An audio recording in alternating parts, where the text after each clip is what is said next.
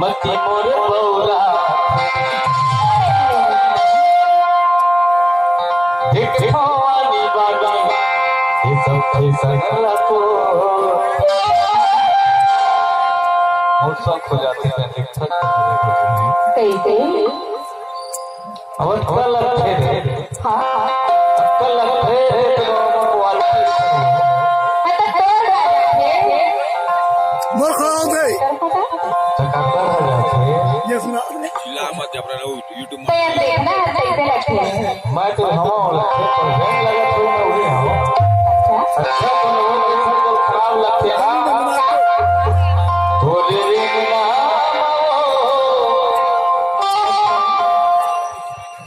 हरे रानी चले हसना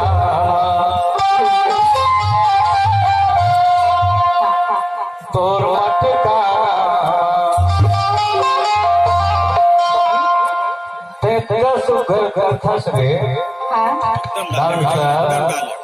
डाले इतना बोलते ने अक्का सुगर घर खस रे हाँ देखिया गलत गलत तो समझ रहे भाई नहीं पता क्या है नहीं पता चला नहीं तो कुछ गलत कहा होगा बोले हसना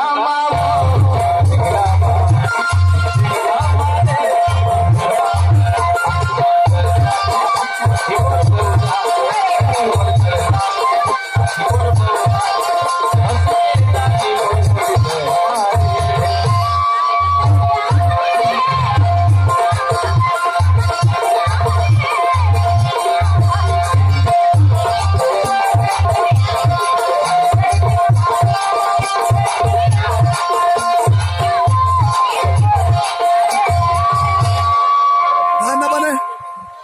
भान्ना अलग बात है वो अरे प्रभु तो कुछ बोली को नहीं आता बोला तो कहा क्या करते पूरे के नाम